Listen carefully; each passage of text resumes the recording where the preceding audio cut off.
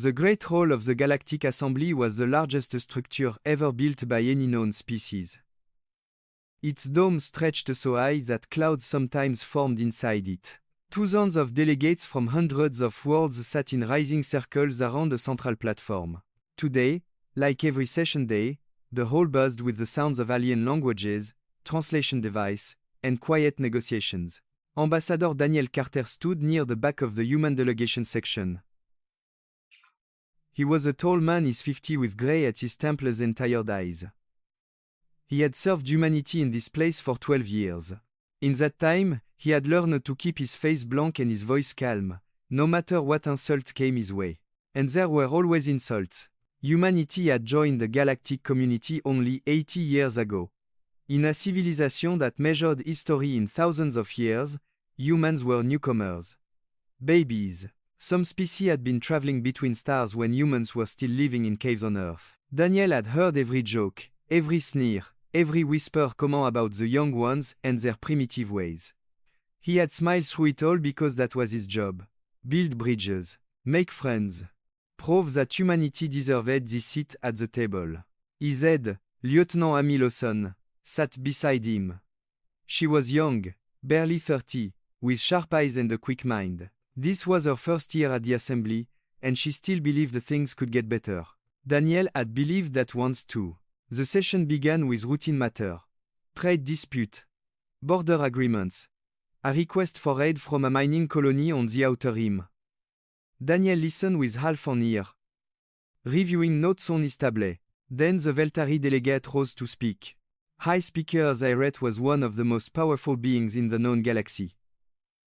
His species, the Veltari, had ruled a vast empire for 10,000 years. They stood 8 feet tall, with hard shells covering their bodies and mandibles that clicked when they spoke. Zyret himself was ancient, even by Veltari standard. He had seen civilizations rise and fall, and he had never hidden his contempt for humanity. I wish to raise a matter of great importance, Zyret announced. His voice was deep and harsh, amplified by the whole system so that every delegate could hear. A matter concerning the human species and their place in our community. Daniel sat up straighter. Beside him, Amy's hand froze over her tablet. For 80 years, we have allowed humanity a seat among us. Zyret continued. We have shared our technology with them. We have protected their borders. We have treated them as equals, despite their obvious limitations. Murmurs spread through the hall. Some delegates leaned forward with interest. Others whispered to their neighbors. The Corvati delegation, a species of reptilian traders, were already clicking their approval. But we must face the truth, Zyret said. Humanity is a temporary species. A cosmic accident. They breed too fast. They spread too far. Daniel felt his stomach drop. He had expected criticism. He had expected political games. But this was something else. This was a direct attack. He proposed. Zyret announced that we reduce humanity's status in this assembly. They should become observers only. No voting rights. No voice in our decision. This is a status that fits a species that exists only by our tolerance. The hall erupted. Some delegates shouted in protest. A few actually stood up. But far more were nodding, clicking, or making other signs of agreement. The Mandari delegation, tall and thin beings with silvery skin, did not even try to hide their amusement. Their ambassador laughed openly. Daniel rose from his seat. His legs felt weak, but his voice was steady. I request the right to respond. The assembly speaker, an ancient creature that looked like a floating jellyfish, granted his request with a wave of a tentacle. Daniel walked to the central platform. Thousands of eyes watched him. High Speaker Zyret, Daniel began, speaks of what humanity has contributed. Let me remind this assembly of a few facts. Let me remind this assembly of a few facts. He took a breath. Human engineers designed the navigation systems that 40% of all trade ships now use. Human doctors developed the cure for the Vandral plague that saved 3 billion lives on 17 worlds. Human soldiers have died defending borders that are not our own, protecting species that mock us. He looked around the hall. We have given everything to this community. Everything. And in return, we ask only for respect. The rat made a sound that might have been laughter. Respect is earned over century, not decade. Your species is still learning to walk. You should be grateful we let you watch. More laughter. The Corvati were openly mocking now. The Mandari ambassador wiped tears of amusement from his silver eyes. The vote was called. Daniel stood on the platform and watched the numbers appear on the display. 247 species voted in favor of reducing humanity's status. 18 abstained. None voted against. None. Not a single species in the entire galaxy stood with humanity. The speaker announced the result in a flat, emotionless voice. Humanity was now an observer species. No voting rights. No voice. Just permission to watch. Daniel walked back to his seat. His face was blank, but his hands were shaking. Amy looked at him with tears in her eyes. What do we do? She whispered. Before Daniel could answer, a shadow fell over them. He looked up to see Zyret standing there, his massive form blocking the light. Know your place, human, the high speaker said quietly. You exist because we allow it. Never forget that. He walked away without waiting for a response. That night, Daniel sat alone in his quarters on the human station. The room was small and simple, nothing like the grand chambers other ambassadors enjoyed. He stared at his communication console for a long time. Then he began to type. The message went directly to Earth, encrypted with the highest security humanity possessed. It was addressed to Secretary General Kevin Marshall, the leader of the United Earth government. Daniel wrote everything. Every insult. Every laugh. Every vote. He described the look on Ziret's face and the sound of alien laughter echoing in the Great Hall. At the end, he asked one simple question. What are your orders? The response came 6 hours later. It contained only 3 words. Come home immediately. Daniel read the message twice. Then he stood, packed his few belongings, and woke Amy with a knock on her door. We're leaving, he told her. Tonight. What about the mission? She asked. What about everything we've worked for? What about everything we've worked for? Daniel looked at her with eyes that held something new. Not defeat, not anger, something colder, something patient. The mission is over, he said. Something else is beginning. By morning, the human delegation was gone. Their quarters were empty. Their ships had left the station. They had not said goodbye to anyone. And across the galaxy, in office and command centers and government halls, a message was being read. A message that would change everything. The humans were coming home. All of them. And they were not coming back. Commander Lisa Hendricks had spent 20 years in Earth's Space Navy. She had fought pirates in the Outer Rim. She had saved the colonies from raiders. She had buried friends who died protecting worlds that were not their own.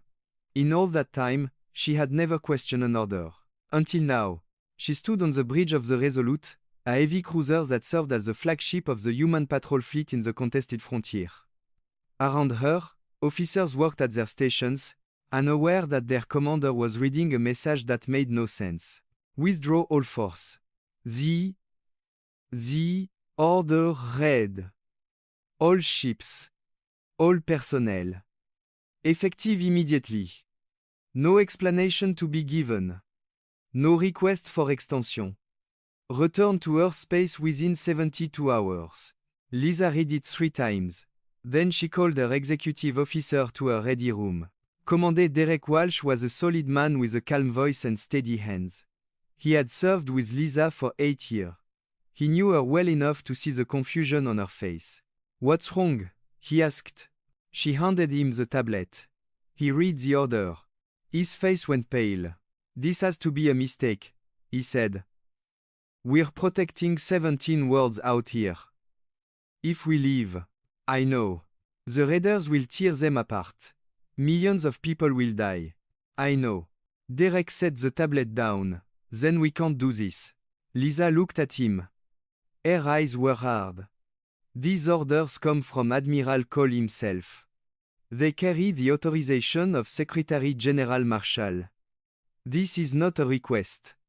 This is a command. But the people we're protecting are not our concern anymore. The words hung in the air between them. Derek stared at her as if he had never seen her before. How can you say that? He asked quietly. Lisa turned to look out the window at the stars.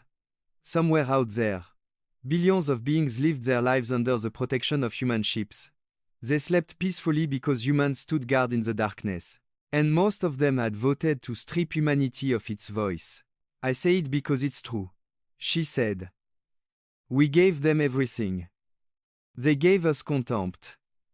The decision has been made, Derek. We're going home. Within 6 hours, the Resolute and his escort fleet had turned toward Earth. They left no message. They answered no calls. They simply vanished from the sector they had protected for 30 years. And they were not alone. Across the galaxy, the same scene played out thousands of times. Human doctors put down their tools and walked out of alien hospitals. Engineers abandoned projects they had spent years building. Teachers said goodbye to students who would never see them again. Merchants closed their shops and boarded transport ships heading home. On the Mandari homeworld, a human medical team had been treating victims of a mining accident. There were still patients in surgery when the orders came. The lead surgeon, a woman named Dr. Patricia Ellis, stood in the operating room with blood on her gloves and tears on her face. I can't leave him like this, she said to her assistant. You have to, the assistant replied. The transport leaves in 2 hours. It's the last one. Patricia looked down at the Mandari on her table. He was young, barely an adult by their standards. His silver skin was pale from blood loss. Without hair, he would die. She thought about the vote in the assembly. She thought about the laughter. She thought about High Speaker Ziret's words. You exist because we allow it. She finished the surgery. She saved the young Mandari's life. Then she cleaned her hands, packed her bag, and walked to the transport without looking back. It was the last kind thing any human did for the Mandari for a very long time. At the heart of Earth's military power, Admiral Nathan Cole coordinated the largest withdrawal in human history. His command center was a maze of screens and display, each one showing the movement of ships and personnel across 1,000 light years.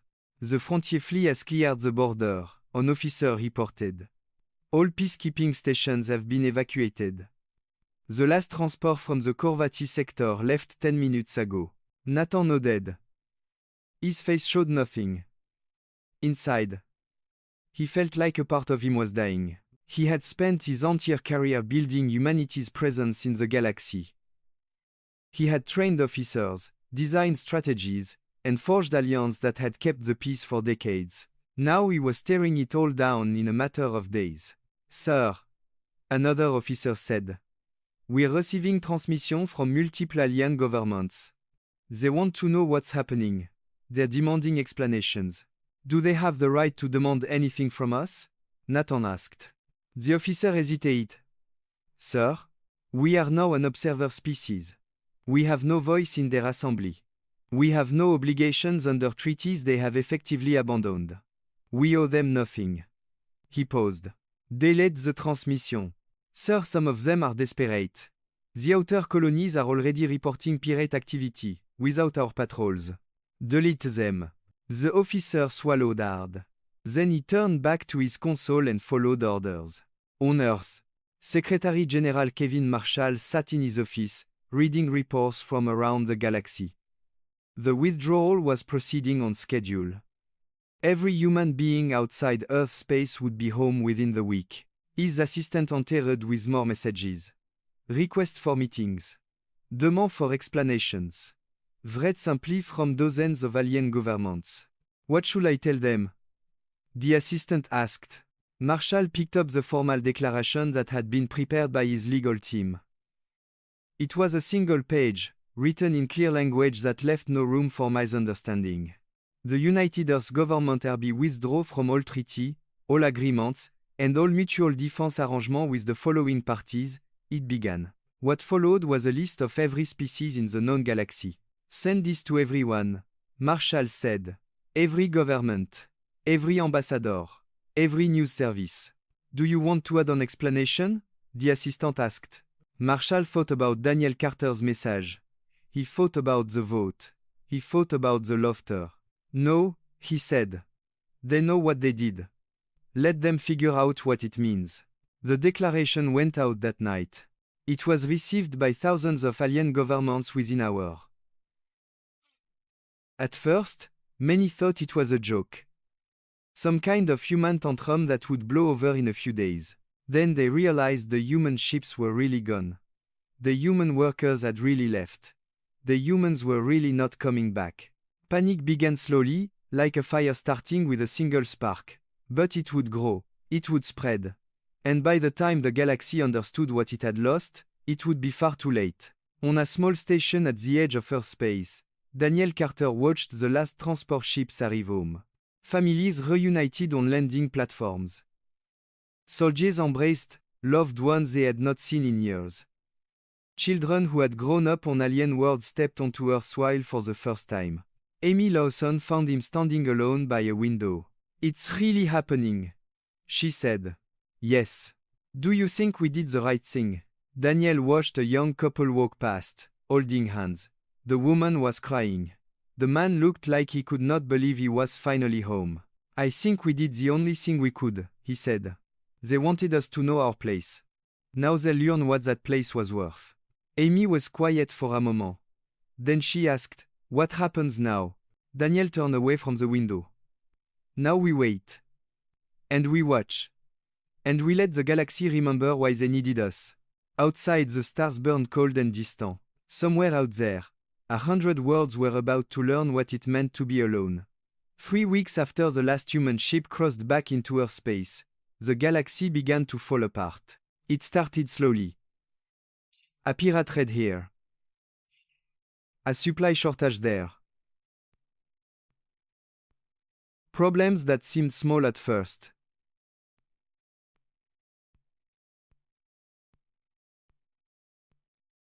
Easy to solve without human help, but the problems grew. They multiplied, and soon, whole systems were burning. The Mandari was the first to truly suffer. Their outer colonies had always been vulnerable. Pirate fleets had tested their defense for centuries, probing for weakness. But they had never found one, because human patrol ships had always been there to drive them back. Now the humans were gone, and the pirates had noticed. The first major attack came against a Mandari mining colony called Sylvet Prime. It was a small world, barely worth mentioning, but it produced rare metals that the Mandari economy depended on. 300,000 workers lived there with their families. When the pirate fleet arrived, there was no one to stop them. The Mandari government sent a distress call. They expected help to arrive within hours. They waited 1 day. Then 2. Then 3. By the time they realized no one was coming, Sylvet Prime had been stripped bare. The pirates took everything of value and left the survivors to starve. Beth Simmons watched the news coverage from her apartment in Chicago. She had spent 15 years as Earth's trade attaché to the Mandari. She knew their culture, their language, their hopes and fears. She had considered some of them friends. Now she watched their world burn, and she felt nothing but cold satisfaction. They laughed, she said to herself, remembering the assembly vote. They laughed at us. On her screen, a Mandari news anchor was describing the disaster in a trembling voice. The death toll was climbing. 30,000. 50,000. The numbers would keep rising for weeks. Beth turned off the screen and went to bed. She slept better than she had in years. The Corvati faced different problems. Their empire was built on trade. And their trade networks had been built on human technology.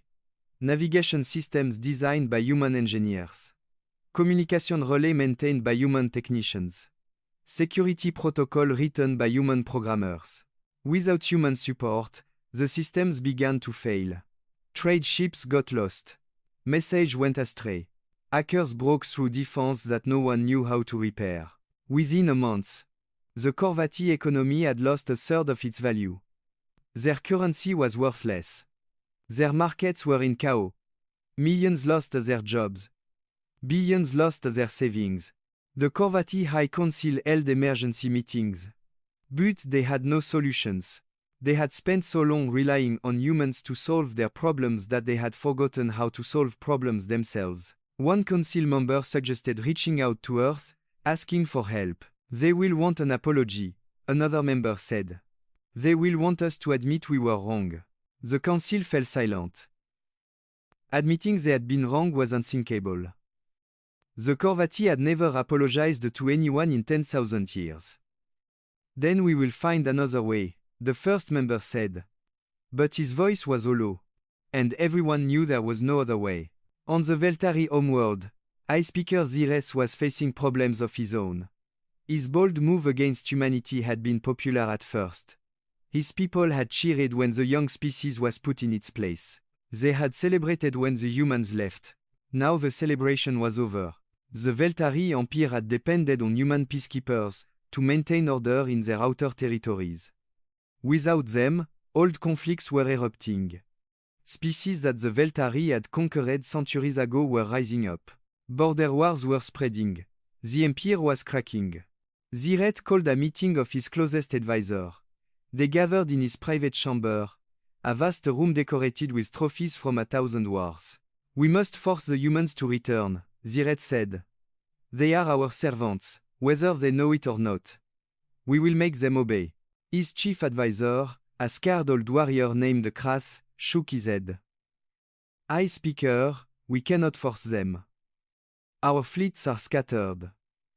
Our armies are fighting on 12 fronts. We have no power to threaten Earth. Then we will negotiate. We will offer them something they want. What can we offer them? Krath asked. They have withdrawn completely. They trade with no one. They speak to no one. They have built a wall around their space and locked the door. Ziret's mandible clicked with frustration. There must be something. There is one thing. Krath said quietly. We could apologize. We could restore their voting rights. We could admit that the motion was a mistake. Ziret turned on him with fury in his eyes. Never. The Veltari do not apologize. We do not admit mistake. We are the masters of this galaxy. And we will remain so. Krath bowed his head. As you wish, I, Speaker. But as he left the chamber, he wondered how long the Veltari would remain masters of anything. On Earth, President Alison Torres addressed the United Nations. The assembly hall was packed with delegates from every nation, all of them united behind their leader for the first time in a century. 3 weeks ago, Torres said, we brought our people home. We withdrew from every treaty. We ended every agreement.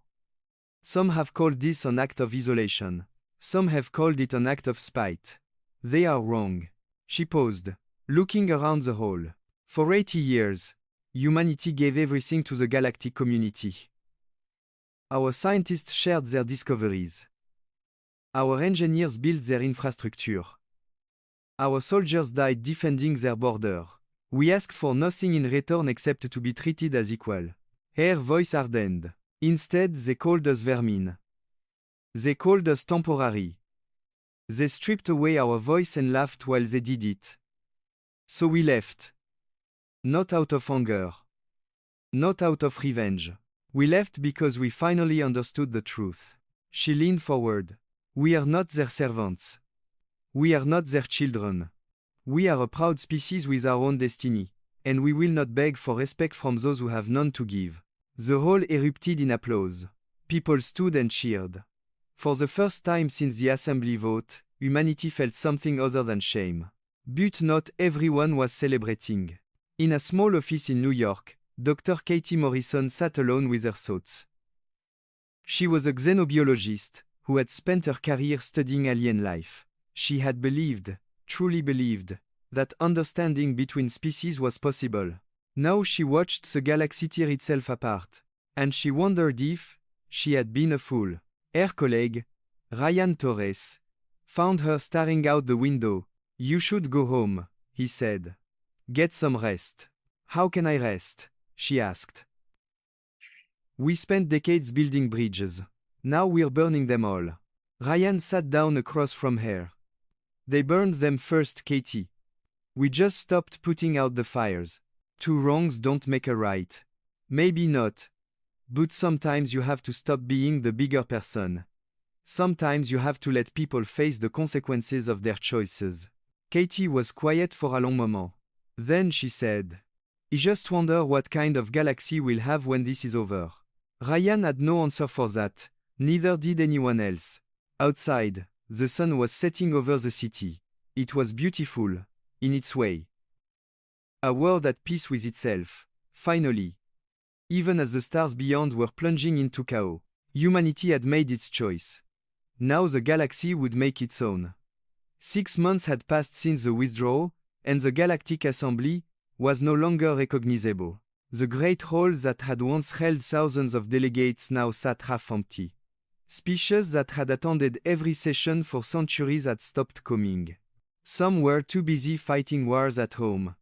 Others were simply gone, their governments collapsed, their worlds fallen into chaos. The remaining delegates argued constantly. They blamed each other for the disaster. They accused each other of secret deals with the humans. They fought over resources that had become scarce overnight. The golden age of galactic peace was over. 3 species had already fallen into civil war without human mediators to settle their disputes. The Outer Rim, once kept safe by human patrol fleets, had become a nightmare of pirate kingdoms and warlord territories. And still, the humans did not return. The Corvati were the first to break completely. Their ambassador, a proud female named Vorat, traveled to Earth's orbital defense grid with a single request: please let her speak with someone who could help. She was kept waiting for 3 days. When Admiral Nathan Cole finally agreed to meet her, it was in a bare conference room with no decoration and no refreshments. He sat across from her with a blank expression on his face. Vorat had prepared a speech. She had practiced it for hours. But when she looked into the human admiral's cold eyes, all her words dried up. We need your ships, she said simply. The syndicate fleets are burning our colonies. Millions of our people are dying. Nathan did not move. I see. We know that the vote. She struggled to find the words. We understand that mistakes were made. Mistakes. Nathan's voice was flat. You call it a mistake. 247 species voted to strip us of our rights. Your species was one of them. You celebrated in the hall afterward.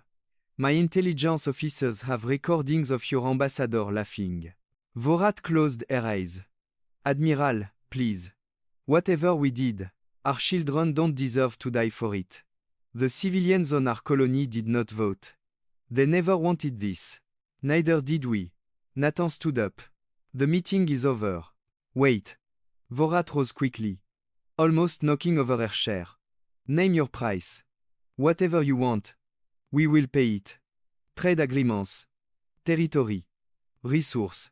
Anything. Nathan paused at the door. He turned back to look at her. There is nothing you have that we want, he said. Except one thing. Name it. Restore our voting rights. Issue a formal apology to Earth, and all humanity. Admit, publicly and permanently, that the motion against us was wrong. Vorat's face twisted. The Corvati were a proud species. They had never apologized to anyone in their history. Such a thing would be seen as the ultimate humiliation. I cannot make that decision alone, she said. Then go back to your High Council and ask them. When they are ready to treat us as equals, we will listen. Until then, you have nothing to say that interests us. He walked out and left her standing alone in the empty room. On the Veltari homeworld, things had grown even worse. High Speaker Ziret had refused to consider any form of apology. He had called it surrender, weakness, betrayal of everything the Veltari stood for. But his own people were turning against him. The outer territories were in open rebellion. Species that had lived under Veltari rule for centuries were rising up, seizing weapons, fighting back. The Empire's armies were stretched too thin to stop them. And in the capital itself, whispers were spreading. Whispers that Ziret's arrogance had brought disaster upon them all. Whispers that perhaps the humans had not been servants after all, but partners who had been driven away by foolish pride. Ziret ignored the whispers. He surrounded himself with loyal guards and advisors who told him only what he wanted to hear. He refused to believe that his great victory over the humans had turned into his greatest defeat. It was Krath, his chief advisor, who finally told him the truth. "I speaker," Krath said one evening. "I must speak plainly." "Then speak. We are losing." "Not slowly, not eventually. We are losing now. Our army cannot hold. Our economy is collapsing. Our people are afraid." Ziret's mandible clicked with anger. "We will recover. We always do. Not this time." Krath stepped closer. "The humans were more important than we knew. They did not just protect our borders. They held our entire civilization together. Their technology, their trade, their willingness to solve problems we had forgotten how to solve. They were servants," Ziret insisted. "Tools. Nothing more. Then we have broken our most valuable tool. And we have no way to repair it." Ziret was silent for a long moment. Then he said, "What would you have me do? Crawl to earth and beg for forgiveness? I would have you survive, High Speaker. Pride means nothing if we are dead." But Ziret could not let go of his pride. It was all he had left. On Earth, public opinion remained firmly behind the government's decision. Polls showed that 92% of humans supported the withdrawal. The phrase, "let them burn," had become common, a way of expressing the exhaustion and anger that humanity had carried for so long. But there were others who felt differently. Dr. Katie Morrison had not stopped speaking out. She gave interviews to any news service that would listen. She wrote articles. She begged anyone who would hear her to consider what humanity was becoming. "We are not cruel," she said in one broadcast. "At least, we never used to be. We helped others because it was right, not because we expected gratitude. Now we are watching billions suffer and doing nothing. Is this really who we want to be?" Her words found some support. A small movement grew, calling itself the Open Hand. They believed that humanity should offer aid, even to those who had wronged them. They argued that compassion was strength, not weakness. But the open hand remained a minority. Most humans had seen too much, heard too much, suffered too much. They were not ready to forgive. And somewhere in Kansas, in a small house surrounded by wheat fields, a retired ambassador was struggling with his own conscience. Daniel Carter spent his days working in his garden and his nights staring at the sky. He had started all of this. His message to Earth had set the withdrawal in motion. He had told them the truth about the assembly vote, and the government had done the rest. He did not regret it. He could not regret it. The insults had been real. The contempt had been real. Humanity had deserved better than what they had received. But sometimes, late at night, he wondered if there had been another way. His daughter, Megan, visited him one weekend. She found him sitting on his porch, a glass of whiskey in his hand. "You look tired, Dad," she said. "I am tired." She sat down beside him. "You did the right thing. Everyone says so. Do they?" He took a sip of whiskey. "I told us what happened. I told them we had been humiliated. I asked for orders. But I never imagined." He trailed off. "Never imagined what?" "That we would actually walk away. That we would leave so many to suffer. That I would feel." He struggled for the word. "This. What do you feel?" Daniel looked at his daughter. She was young, still hopeful, still believing that the world made sense. "I feel like we proved we are strong," he said. "I feel like we showed them they need us. But I also feel like we lost something. Something I can't name." Megan took his hand. "Maybe that's okay. Maybe feeling something is better than feeling nothing." Daniel nodded slowly. Maybe. Above them, the stars were coming out. Distant points of light that represented worlds in chaos, species in pain, civilization crumbling. Humanity had made its point. The galaxy would never forget it. But Daniel Carter, the man who had started it all, would spend the rest of his life wondering if the price had been too high. 1 year had passed since the withdrawal, and the galaxy had been transformed. High Speaker Zyret was dead. His body had been found in his private chamber, killed by members of his own guard. The uprising that followed had torn the Veltari Empire apart. Ancient territories were lost. Proud fleets were scattered. The species that had ruled for 10,000 years now struggled to hold their own homeworld. Krat, the old advisor who had urged a surrender, had taken power in the chaos. His first act had been to send a message to Earth, offering everything Zyres had refused: a public apology, restoration of human voting rights, and admission that the original motion had been wrong. Earth had received the message. They had not yet responded. The Corvati had collapsed entirely.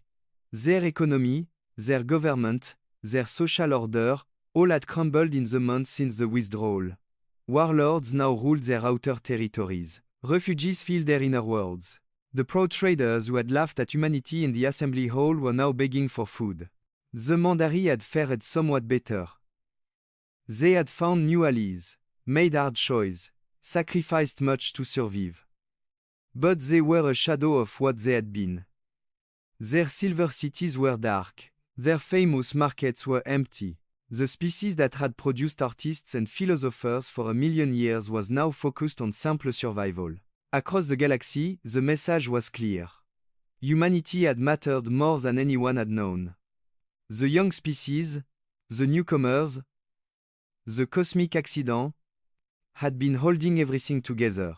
Without them, the great civilization of the stars was falling apart. On Earth things could not have been more different. The resources that had once flowed outward to support alien worlds now stayed home. Cities grew and flourished. Science advanced faster than ever before. New technologies appeared every month, developed by researchers who were finally free to focus on human needs. The population was thriving. Birth rates rose. Crime fell. For the first time in generations, young people believed that the future would be better than the past. Earth had become a paradise, built on the foundation of everything it had taken back. Commander Lisa Hendricks had retired from the Navy. She lived in a small house on the coast of California, watching the waves and trying to forget the face of the people she had left behind. Sometimes she succeeded. Most nights she did not. Admiral Nathan Cole had been promoted to Fleet Commander, the highest rank in Earth's military. He spent his days managing the defense grid that surrounded human space, making sure that no alien ship came close without permission. He was respected, even feared. But he had no friends anymore, and he had stopped trying to make new ones. Dr. Patricia Ellis, the surgeon who had finished her last operation before leaving the Mandari, had opened a clinic in Seattle. She treated humans now, only humans, and she told herself that it was enough. Some days she even believed it. Secretary General Kevin Marshall had served out his term and retired. He lived quietly in Switzerland, writing a memoir that no one wanted to read. The man who had ordered the withdrawal was considered a hero by most, but he knew the truth. He had made a choice, and the choice had cost lives. Millions of lives. He would carry that weight until he died. And in Kansas, Daniel Carter still sat on his porch at night, watching the stars. He was older now. His hair had gone completely gray. His hands shook when he held his whiskey glass. But his mind was still sharp. And his conscience still troubled him. Megan visited when she could. She had married a good man and had children of her own. Sometimes she brought them to see their grandfather, and Daniel would tell them stories about the stars. He never told them about the assembly. He never mentioned the vote or the withdrawal or the things that had happened after. Some stories were not for children. One evening, Megan came alone. She found her father in his usual spot, staring at the sky. "I heard the news," she said. "The Corvati saw another request for talks. The Mandari too." Daniel nodded. I saw. Do you think we'll ever go back? Help them, I mean? Daniel was quiet for a long time. When he spoke, his voice was soft. I don't know. I used to think I knew how the galaxy worked. I thought if we were good enough, kind enough, patient enough, they would eventually accept us. I was wrong. Maybe we were too patient. Maybe. He took a sip of whiskey. Or maybe we weren't patient enough. Maybe if we had held on a little longer, things would have changed. Megan shook her head. You can't think like that, Dad. The vote happened. They made their choice. And we made ours. Daniel set down his glass. I just wonder sometimes. We proved we were strong. We proved we mattered. But I wonder if we proved anything else. Like what? Like whether we're better than they were. They treated us with contempt. We walked away and let them suffer. In the end, what's the difference? Megan had no answer. In Geneva, President Alison Torres was preparing for a historic moment. After months of negotiation, Earth had finally agreed to receive a delegation from the reformed galactic community. Representatives from 20 species were coming to ask, not demand, for a new relationship with humanity. Thor read over her speech one last time. It had taken her writers weeks to find the right tone. Not triumphant. Not bitter. Something in between. We are still here. The speech concluded. When you are ready to treat us as equals, we will listen. It was the same message Secretary Marshall had sent a year ago. But this time, someone might actually be listening. The delegation arrived on a cool spring morning. They were nervous, humble, nothing like the proud ambassadors who had once mocked humanity in the assembly hall. They came with gifts and promises and apologies that had taken them months to agree upon. Torre met them in a simple conference room. She shook hands with each delegate and welcomed them to Earth. She was polite but not warm. Respectful but not friendly. When everyone was seated, she stood at the head of the table. 1 year ago, she said, you taught us a lesson. You showed us that we could not buy respect with sacrifice. You showed us that kindness without boundaries is weakness. We learned that lesson well. The delegates shifted uncomfortably. Now you are here to ask for our help. You want our ships, our technology, our willingness to solve your problems. You want things to go back to the way they were. She paused. They will not go back. That era is over. But a new era can begin, if you are willing. The lead delegate, a Veltari named Trevet who had replaced a Krat after a peaceful transfer of power, leaned forward. What would you require of us, President Torres? Equality. True equality. Not words, not gesture. Real power in a real government. Humanity will not be an observer again. We will not be junior partners. We will be equals, or we will be nothing. Trevet bowed his head. It will be done. Good. Torres sat down. Then let us begin. The negotiations lasted 3 months. They were difficult, complicated, sometimes angry. But in the end, a new treaty was signed. The Galactic Assembly was reformed. Humanity took its place, not as a newcomer or an observer, but as one of the great powers of the galaxy. It was not the same as before. The old trust was gone. The old sacrifices would not be repeated. Humanity helped when it served their interest and said no when it did not. They were partners now, not servants. And the galaxy, slowly, began to heal. On the night the treaty was signed, Daniel Carter sat on his porch for the last time. His heart was failing, the doctors had said. He did not have long. Megan was there, holding his hand. Did we do the right thing? He asked her. It was the same question he had asked a year ago. He still did not know the answer. I don't know. Dad. She squeezed his hand. But we survived. We found our place. Maybe that's enough. Daniel looked up at the stars. They seemed brighter tonight somehow. Closer. Maybe, he said. He closed his eyes and let out a long breath. Above him, the stars burned on. A galaxy of wonders and horrors, of kindness and cruelty, of species that rose and fell like waves on a shore. And among them, for the first time in their short history, humanity stood tall, not as servants, not as children, as equal. It was a new dawn. And whatever came next, humanity would face it with their heads held high. The universe was vast and cold and uncaring. But humanity had proven something that day. They had proven that they belonged, and no one would ever forget it.